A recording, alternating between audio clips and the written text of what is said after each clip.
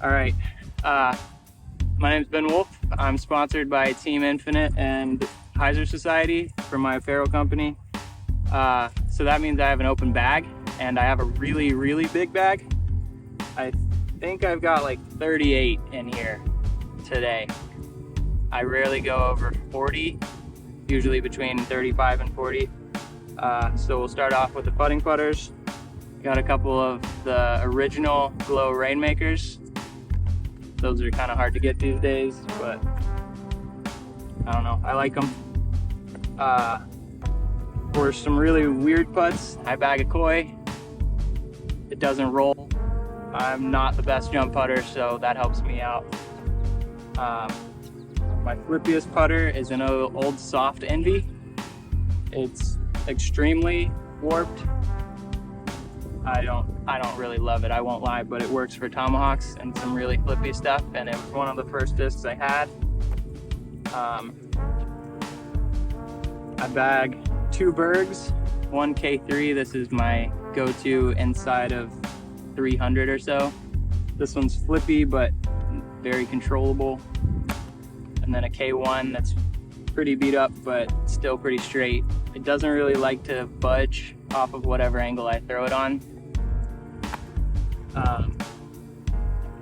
I just added a Star Rat to the bag as my flippy 4-speed. This is kind of like a 320 disc, but I don't know, this one is kind of iffy at the moment. Got a black 4-time zone that is absolutely mangled, super puddle top. I throw this, I don't know, this is probably my most thrown disc. I like it for anything between 300, 350. It's pretty flippy at this point, but still fades because it's so puddly it can't really glide. Then I've got 2 more zones in here. I've got a Crystal Flex Get Freaky. That's kind of my straight one. And then this other black 4-time that is probably the most overstable zone that I've thrown. I will say both of those are dyed because somebody that had it before me inked the flight plate, so I didn't like that. Onto my mids. I bagged 4 of them. I have this super old, ugly ESP Buzz. This is a skinny tooled one. This was actually my first disc that I ever had.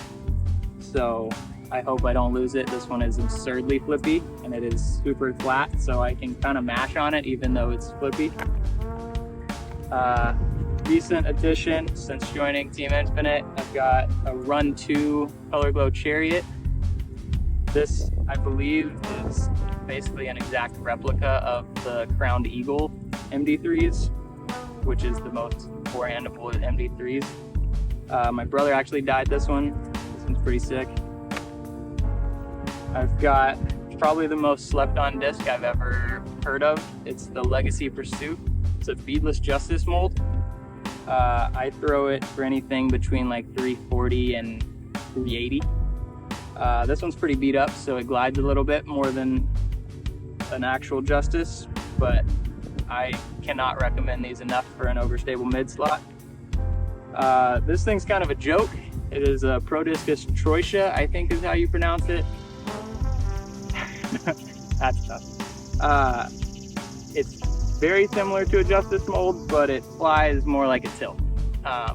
It's the most overstable disc I actually bag. I thought about bagging it just because the Zona OS got a little popular, and this one fades a little more at low speed. Colton Evick got me that one.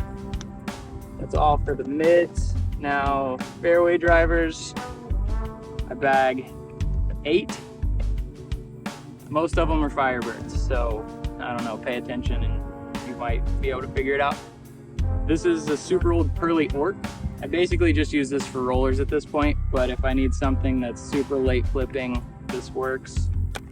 I've got a 2020 Tour Series Raptor. This one is also very used for rollers, not much of a forehand disc at this point, but if I need something super steep on hyzer that flips all the way over, that works. This is a 2018 Firebird that the stamp no longer really exists. This one's from my buddy Pat.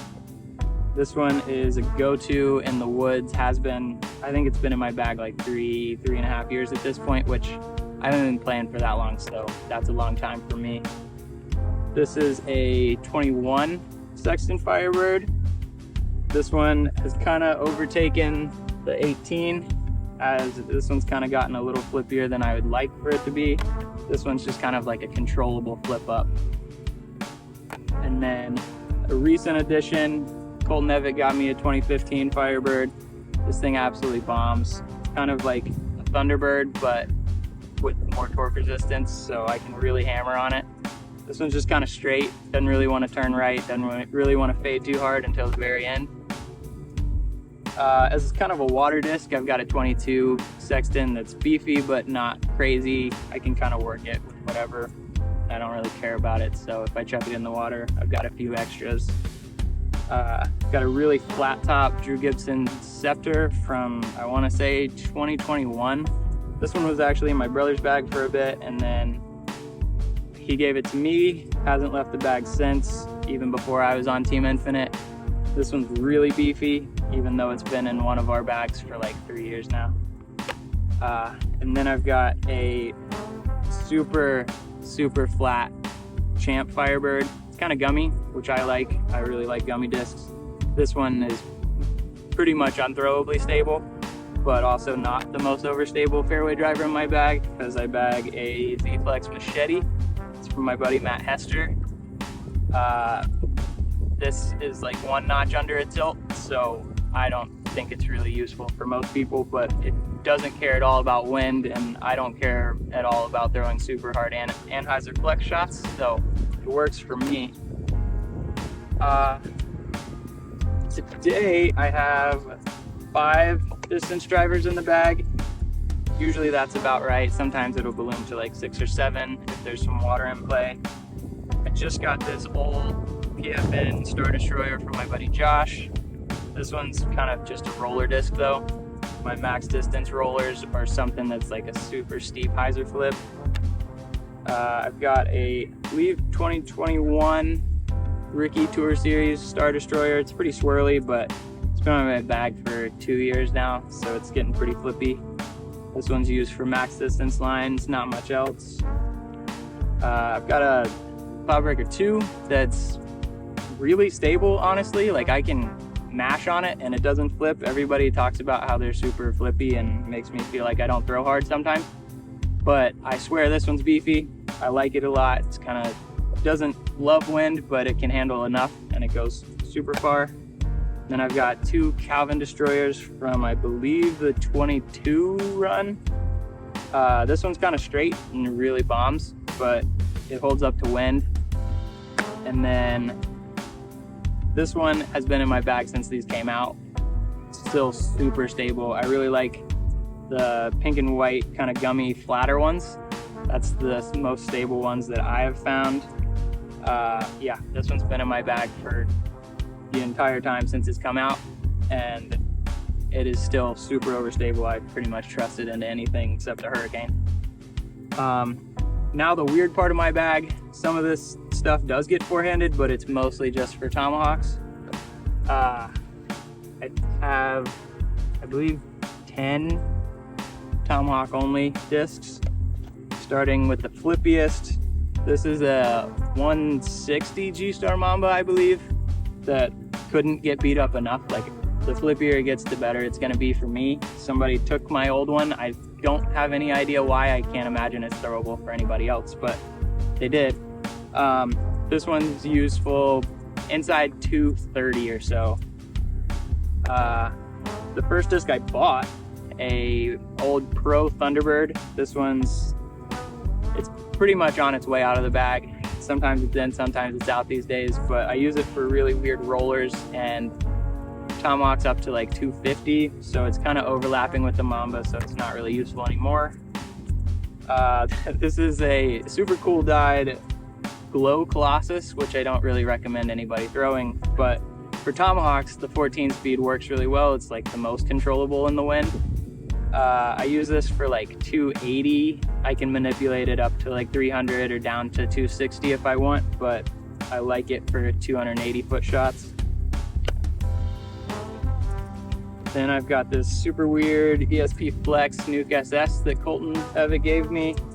This one's kind of my 300 disc. It's like super flat and gummy.